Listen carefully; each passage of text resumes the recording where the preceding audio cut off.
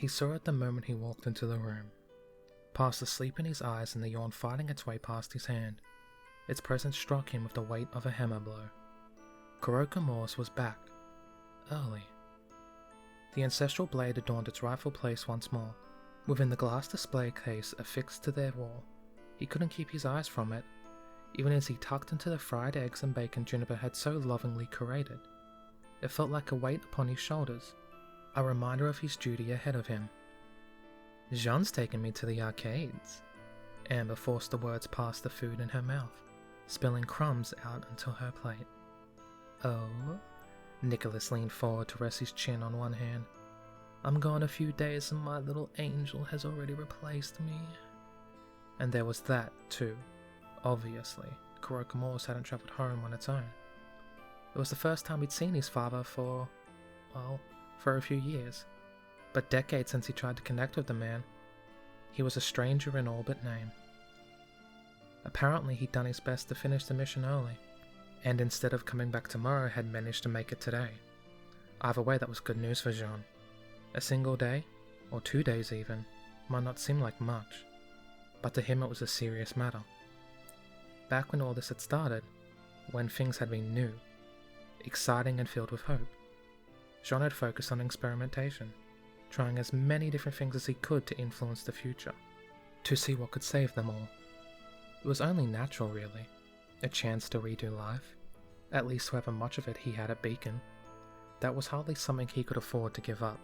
Plus, he could take things in a different way, prevent certain disasters. Such had been the theory. A shame it hadn't held up. There were certain things that always happened, that would continue to happen no matter what he did. Cinder would attack Vale. It didn't matter what team he was on, how strong he was, or what he ate for breakfast on any given day. It was her plan, and she would enact it. It would be at the breach, or it would be at a mighty.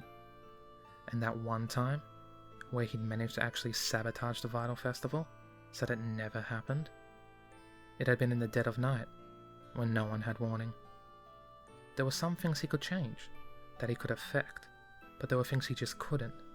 RWBY would get into Beacon, Cinder would attack Vale, the White Fang would be involved, General Ironwood and his robots would come to the city, Blake would be discovered as a Faunus and have her panic moment. Those were just a few events that occurred which didn't rely on him. As much as he went back in time whenever he died, it didn't mean life revolved around him. It wasn't the same as picking a team. He could let Pyrrha's javelin hit him, in which case she would be his partner, or he could duck out of the way, in which case his partner would just be about anyone.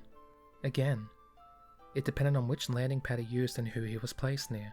Each one shot into different locations, and in many cases it was random chance, unless he specifically hunted someone down. There were other things too, which he tried again and again, telling Ozpin, Ironwood, hell, even trying to tell Roman on the off chance he'd be able to swing the thief to his side. He tried using future knowledge, hidden secrets, even codes and passwords they might give him in the future. None of it worked. Too suspicious, too crazy an idea. Even those rare moments when he managed to reveal intel they should have known it was impossible for him to acquire. They simply assumed he was a spy for Cinder. Insane asylums had been bad enough, especially when Cinder would send Neo to remove him as a loose end. But being tortured by Ironwood, with Ozpin's reluctant approval, no less, that had been the final straw. It had been a sober wake-up call for the idealistic fool he'd once been. He couldn't tell anyone. Railing against the fact, or any of the things he couldn't change, was pointless. The trick, he realized far too late into his new life, was not to change things so dramatically, not to go wild and make great alterations. It was to better have forewarning of events that were to come, rather than roll the dice and his friends' lives. The more radical the change he made, the worse things got. He learned that one time, early on, when he managed to set a bomb in Cinder's room, killing the 3 of them in one blow, before they could even enact the breach. It had seemed like the perfect solution, up until the White Fang attacked with Adam. Cutting off the head of the snake only caused the body to thrash about wildly, and suddenly, what had once been a targeted attack on Beacon was a massacre amongst the streets of Vale, with far worse consequences. He tried joining Cinder too, swallowing his pride and feelings in an effort to feel out her plan. That had brought its own failure. Cinder didn't care for, nor trust, those beneath her.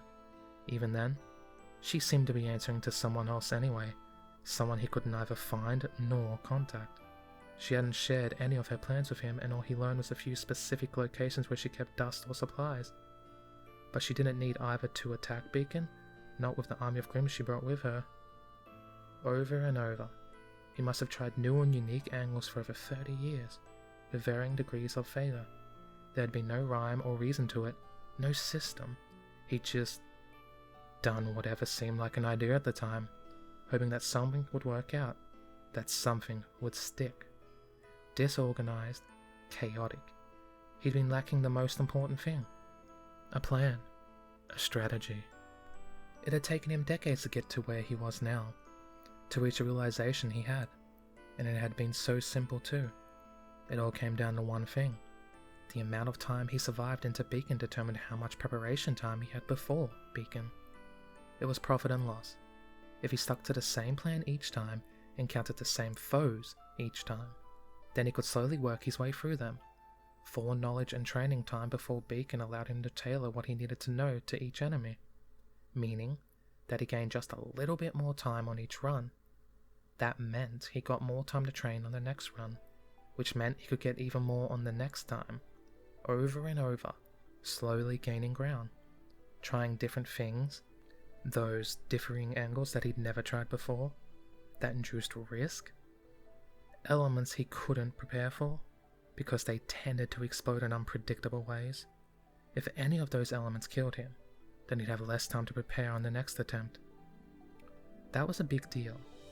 When he'd spent the last 20 or so years building up to this point, taking the same choices, sticking to a single plan, allowing the things he knew were coming to happen, but taking steps to limit the damage.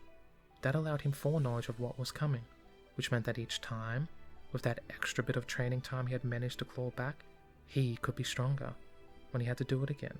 And then, with that extra time, be it a month or just 2 weeks, he could eke out another few days, giving him even more time to prepare. Getting to this point, of having just over 2 years of time to train and prepare, before Beacon even started, that had not been an easy task, and every single day had been earned in sweat and blood. Eventually though, it would pay off, if he kept gaining time, kept making it just that little bit further, then eventually he would break through. He tried wild ideas, new angles and crazy strategies. For decades he tried them, over and over again. They didn't work. There was no magic solution, no lucky break where he'd said the right thing to Pyrrha and she'd kick ass. He tried that too, encouraging her to take the maiden's powers early. Same results as usual. But this would work. The patient approach, erosion. One chip at a time he'd wear away at their plan. Anyone else might have called him foolish, accused him of being a man trying to dig through a well with his fingernails. But the thing was, if you had all the time in the world to do it, then eventually you break through. He would break through. And everyone would live to tell the tale. He would make sure of it. Which was why time was of the essence. He had to leave as soon as possible, so that those extra days he could put to proper use. It would already take a few days to break his body in, to drop all those bad habits he had as a child, rid himself of the useless fat and build up his stamina. There just wasn't the time for sitting around doing nothing. That's generous of you, kiddo. Something touched the top of his head, and so lost in thought was he that the sensation made him flinch. Nicholas' darker eyes met his own, a small hint of concern within them. Damn, his wandering mind. He needed to put a stop to that before people started to get suspicious. His father turned to Amber, though not before giving one final worried look. And here I was going to take my little girl out shopping when I got back. The older man reached out to wipe a napkin across Amber's mouth. The girl bore it without patience, squirming against his hold, which only served to spill more food around the table. "You can take me tomorrow, Daddy," Amber compromised magnanimously, with that infallible logic only a child could possess. Jean just nodded dumbly along, a small seed of guilt worming its way within his stomach. He would be going to the arcade with Amber alright, but he would be abandoning her there, using her as a distraction though he could sneak back when they went to collect her. so that he had a chance to steal Kurokomo's and leave. It was for the best. For everyone. Them included. Cinder's plan would spread across all Remnant eventually. "Make sure to have it back by 5, the older man teased. "And if I hear about any funny business, we'll be having words, young man." Ha ha, yeah. The laughter sounded weak, even to him, and he didn't fail to notice the way his father's eyes narrowed, the creases about his eyes deepening. "He's feeling a little under the weather." Juniper came to his rescue, leaning over to explain to Nicholas. "I think it's fine. He's just been tired." The man accepted with a nod, sparing a brief concerned look for him, before being distracted by the other conversations at the table. It would be fine. Things would sort themselves out when he got into the wilderness to train. Out there it'd be the same routine as ever. A comfortable constant he could rely on. In a few days, he wouldn't even remember any of this. Answer. The settlement where they lived was a strange location. Calling it a village would be a disservice. While it wasn't quite large enough to classify as a town, the settlement, for lack of better term, was one of the many dotted around Vale, close enough to the city to retreat to if needed, while also far enough away to have some level of autonomy. The air was cleaner too, away from the mass of industry. Juniper had often joked that it was where successful hunters came to retire, a quincy town where the elderly could routinely kick the ass of the young if they ever felt like it. It had all the amenities one would expect of a town, from the school building, a mere fragment the size of Beacon. But then again, it would only need to accommodate 100 students at most. There was no hospital, but there was a large building where the resident doctor lived, with enough beds to fit 20 or so people in if needs be. And, whenever humanity set up, so did an economy to surround them. Shops, a small grocery, and a weekly market. Most of it was more suited to the mature populace of the area. For the children, there were only 3 options really. The library, for the 1% who actually enjoyed that kind of thing, or the arcade and park for the other 99%. Seeing it all again was a blast from the past. The squat building ringed with flashing lights and girlish signs. From within came what could only be called a tortured symphony of beeps, boops, technical music, and childish squeals. It hurt his ears to even look at it. I remember being so excited whenever we came here. His blue eyes looked over some of the machines outside, including those hook-grabbing things that were so clearly rigged. How many times did I make Nicholas and Juniper try to win one of those? He didn't think they ever had, not for lack of trying. Nicholas had taken it as a personal challenge, only giving up when his wife dragged him away by the collar. Gods, that was so long ago. "Big brother," Amber whined, tugging on his arm with an impatient expression. "Come on, we need to hurry. What if all the machines are taken?" "There aren't enough children in all of Ansel for that," he sighed, allowing her to drag him into the building. The music was louder inside, if that were even possible, and with over 100 different machines playing different melodies, it couldn't even really be called music anymore, more like white noise in 8-bit form. "You did bring Lion, remember?" "Yes, Amber," as though he'd dare forget. She'd have sent him marching all the way back home to collect some more. Either way, Juniper had forced some into his hands as he left the house, making him promise to have some of it for food and drink. Luckily, or unluckily, given the noise, the arcade also had a small diner in it. No one used it, since most of the kids squandered their line on tokens and games, but it was there. Strange what memories come back, even though this was one so deeply buried behind Beacon and the fighting. Maybe if he'd spent less time here, he wouldn't have needed to fake his entry into Beacon. Either way, he already pocketed a portion of the money, sequestered away to bolster what he could steal when he left. Money made the world go round after all. Amber rattled off some details about the last time she was here. After school with some friends, or something. Jean paid only half attention, handing a portion of their line over to the only adult in the area. A young man, perhaps 19 or so, with an utterly defeated look on his face. The teen handed back some tokens in exchange, barely even seeing Jean or Amber, but going through the motions nonetheless. Jean could empathize. Truly he could. So, we're here, Jean pointed out, perhaps the most needless comment he'd made for some time. What do you want to do first? That one, Amber said, pointing towards a set of screens placed before 2 large seats. Some kind of a racing game, with steering wheels and pedals. Jean passed her a silvery token as he climbed into the seat next to her. Bet you can't beat me. We'll see. He rolled his eyes, but humoured her nonetheless, pressing the bright start button once the machine had registered his token. The concept seemed simple enough. There wasn't a gear stick or a clutch, which felt a little odd, but then again, he hadn't exactly been formally trained. But you didn't get to be Roman Torchwick's getaway driver without learning fast, and driving faster. If he could maneuver a lorry filled with explosive dust around the streets of Vale while being chased by the cops, this would be a cakewalk. It's not a very realistic representation of driving, the blonde boy sighed as his sister dragged him away. That was the only explanation for how good she was at the game. No one likes a sore loser, Amber giggled. Maybe that's why you're still single. What does an 11-year-old know of dating? He wondered aloud. There was a small temptation to point out that actually he'd had plenty of girlfriends in his time. There was only so many times he could live his lives and not notice Pyrrha's attention. Then there'd been Velvet once or twice, Ruby, Reese, hell. Even Coco once, for a very short time.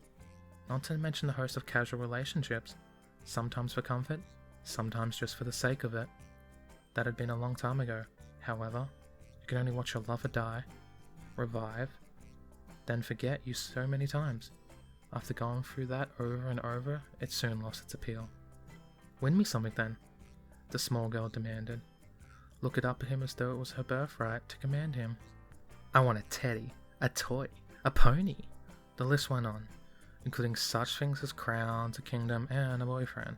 Someone really needs to have a talk with her sisters if she's picking up things like this. It would take some time to win her any of those things. Machines that gave prizes tended to print out tickets, which then you needed to collect and exchange at the counter. Even if you played perfectly, the ironic part was the prize would be less than what you spent to get it. That was how the place made its profit, after all. But this would be her last memory of him, once he ran away. Would it be really so bad? To spend a little time making it a pleasant one? I'll win you something. The answer was instant. I promise. If he left now, if he took his original plan and abandoned her here at the arcade, she would be hurt, of course. But worse than that, would she think it was her fault? That he had run away because he couldn't stand her? He couldn't be that cruel, even if it meant he lost another day of training. Even if in the end the pain would still be the same, because he'd still be gone. He'd make sure she knew it wasn't because of her. Mummy says you shouldn't promise things you can't keep, the little girl pointed out in a surprising moment of maturity. Trust in your big brother a little, He thumbed one hand against his chest, trying to match the confident smile he picked up at Beacon. With his scrawny limbs and gangly 14-year-old frame, he wasn't sure it worked. But when she had the crane of the neck to look up at him anyway, it was enough to bring a beatric smile to her face.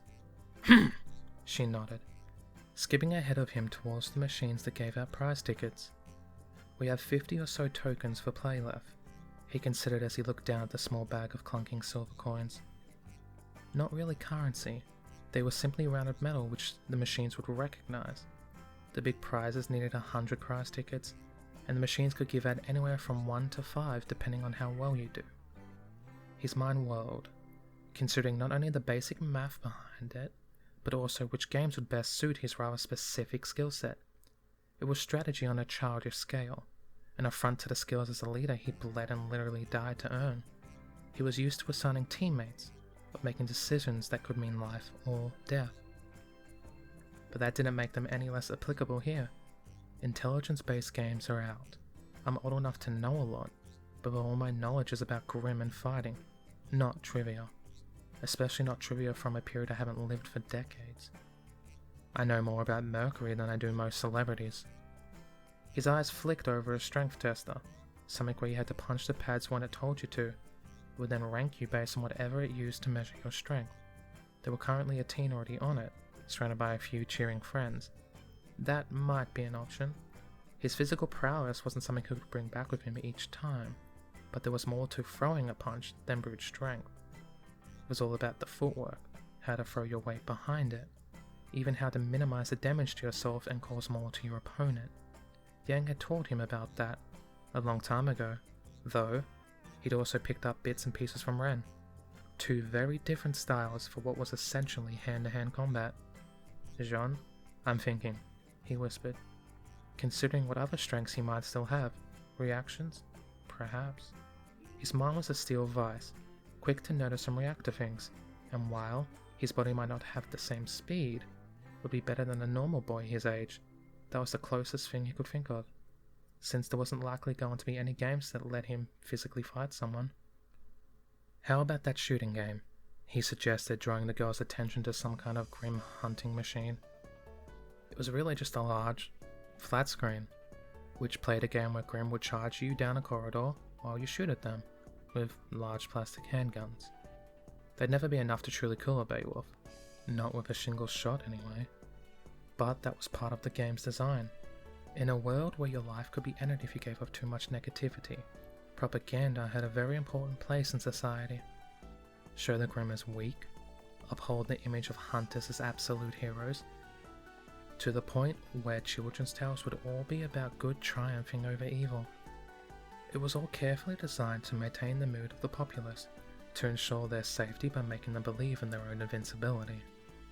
He hated that truth, once he found out about it, but now, with a few years behind him, he could see the value in it.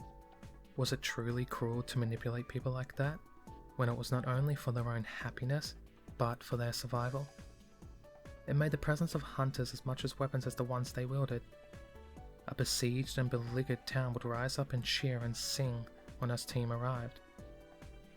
Ironically, doing more to hinder the presence of Grim than any of the four people could. A small hand poked against his ribs, snapping him from his own thoughts as Amber pouted up at him. Ah, the impatience of youth. He really needed to stop getting lost in his own thoughts. Dual wield? He chuckled to himself as he picked up the plastic guns, getting used to their weight. He could already imagine RWBY glaring at him. That silent threat of what she'd do to him if he actually believed dual wielding was a good idea.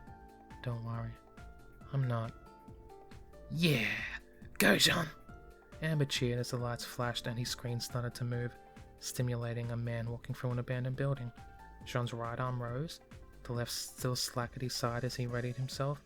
Sword had always been his thing, and likely always would be, but learning how to use the gun had seemed an obvious choice once he settled into the repeats, and who better to learn from than Ruby Rose herself? A small smile spread across his lips as the first Grim appeared, fading away in an immediate shot to the head. Amber cheered.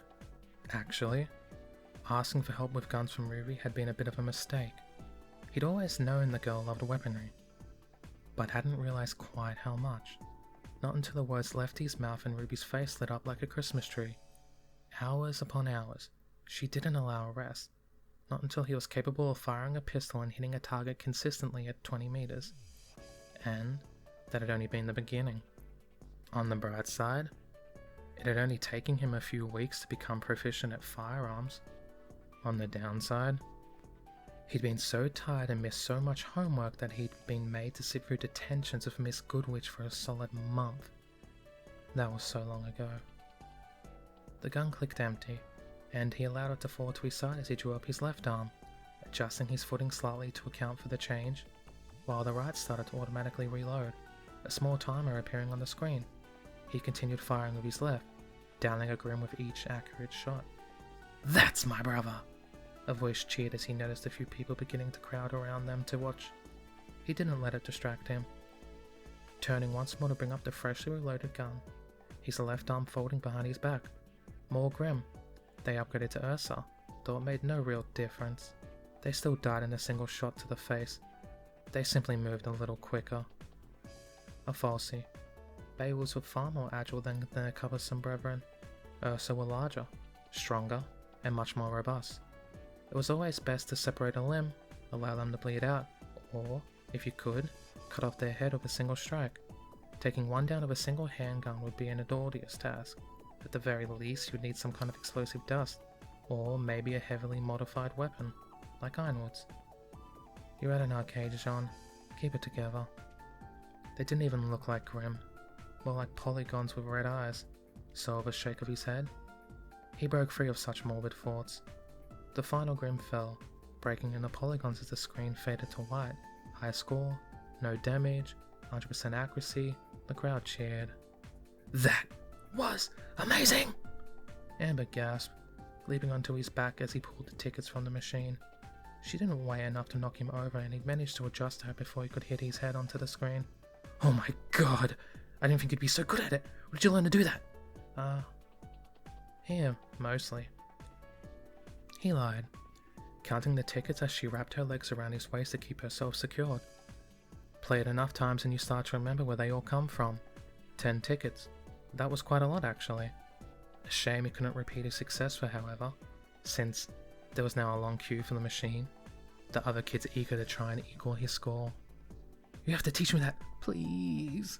The words were innocent, but they caused him to swallow nonetheless. That was a promise he could neither make nor keep.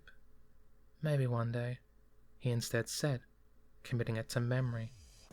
One day he would try to keep that promise to teach his little sister how to win at a simple arcade game. After all the fighting and the death, it would be a worthy quest. There was an entire list of such promises. Things he had to do once it was all over. Let Ruby craft him a new weapon, visit Valco with Sun and Neptune, introduce Pyrrha to his sisters. The list was huge and ever growing. Before she could protest, he reached out to rub her messy hair. But not today, Squirt. We still need to get you a prize. Not a squirt, she hissed, pushing his hand from her hair, trying to push it back into some sense of order. Jean could only shake his head, smiling down on her as she pouted and fussed. His next choice was an egg-catching game, one where he needed to move a small basket using a lever so that it would catch plastic eggs as they fell through a maze. Again, a simple game meant for simple minds, where children might seek to react to how they fell, moving the basket about wildly. He simply waited a few minutes beforehand, memorizing which entrance led to which exit. 5 minutes later, he had another 5 tickets to add to the tally, and with no cues gathering, he quickly ran through it another 5 times. Up until Amber got bored anyway. Apparently, even in the pursuit of a prize, he needed to keep her entertained on different machines. Such a demanding little sister. Let's take a break, he suggested after the next set of games, where he managed to eke out another 6 tokens from 2 rounds of throwing balls into holes. His accuracy with throwing didn't quite match up to guns, sadly, likely because he wasn't used to his own strength. That and the fact he never really bothered to learn it. Pyrrha was the only one who really liked to throw her weapon. Then again, she had the benefit of being able to control it mid-flight, and then bring it back again, only to have some lunch, he assured, when she looked ready to argue. Juniper's orders. You mean Mum? Fine. She gave in, though she stomped 1 foot and crossed her arms, just to show it was on sufferance. But right after that, you need to get back to winning. Of course, my lady. Now come on. Your banquet awaits.